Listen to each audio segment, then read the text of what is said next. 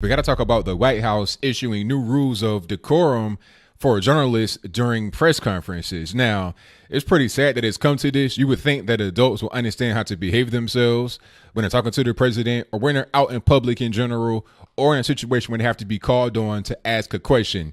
It's very basic. Go back to elementary school days. The teacher says, before you ask a question, what do? You raise your hand, wait to get called on.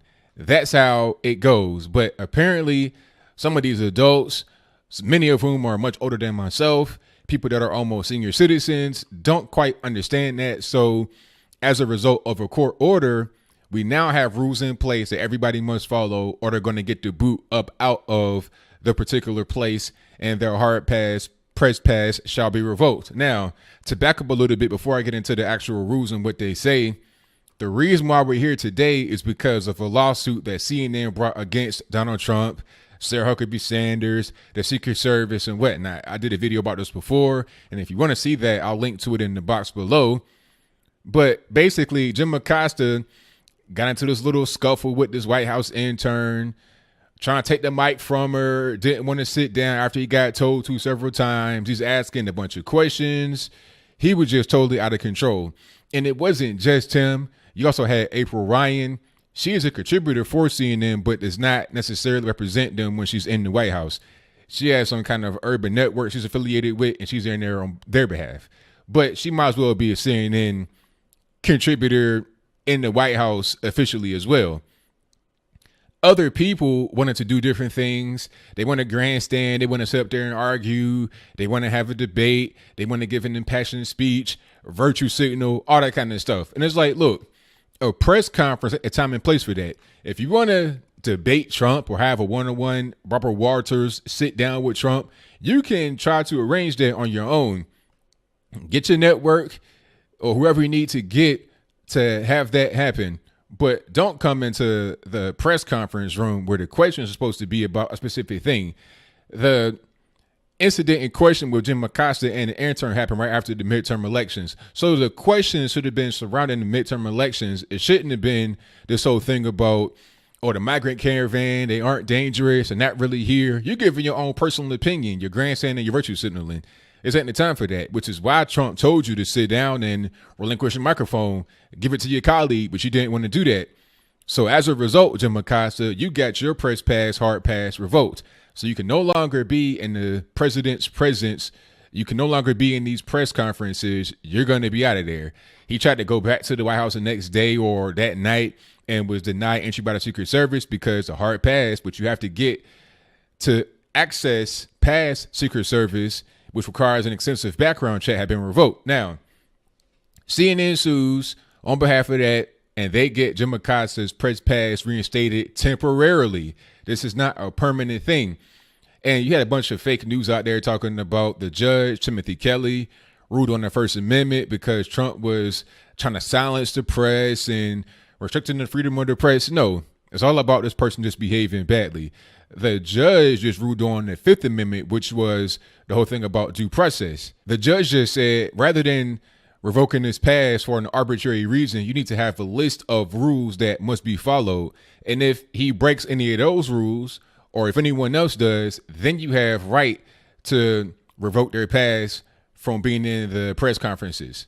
So he did that, and I'll place those on the screen before you. The very first one says, a journalist called upon to ask a question will ask a single question and then will yield the floor to other journalists. Now, it's very simple. You ask a question, you get it out.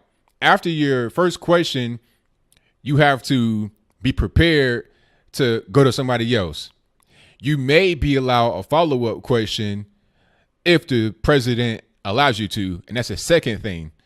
At the discretion of the president or of the White House official taking questions, a follow-up question or questions may be permitted, and where a follow-up has been allowed and asked, the questioner will then yield the floor. So this gives the president a lot of power to allow you a follow-up or not allow you a follow-up, and that's fair because some questions may need a follow-up. And the president may want to answer a follow-up to clarify the first question's answer, if that makes any sense. So That makes sense right there. If he does not want you to have follow-up question, you're not going to have it. If he does, you can have it, but we can't be up here all day taking 8, 9, 10 questions.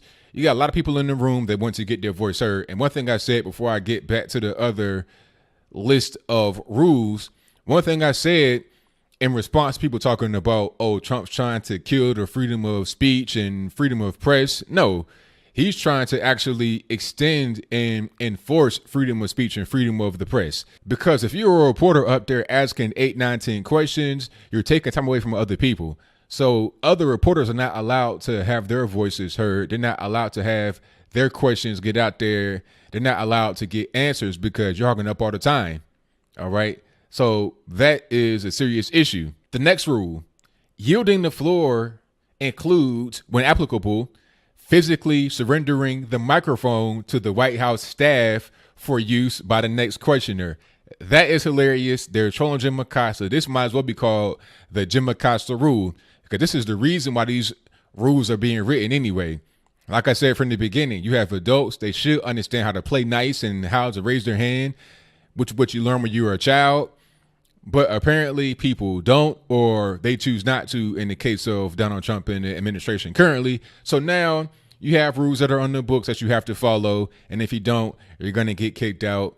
And this is really Jim Acosta's fault. So I think when reporters read this, they're going to think about Jim Acosta and look at him as the reason why you can't just, it's not so free as what it was before. So to all the people that are out there that are journalists, tell Jim Acosta thank you next time you see him. But the last thing, failure to abide by any of the rules 1 through 3 may result in suspension or revocation of the journalist's hard pass. Very simple. Again, Jim Acosta, talking to you.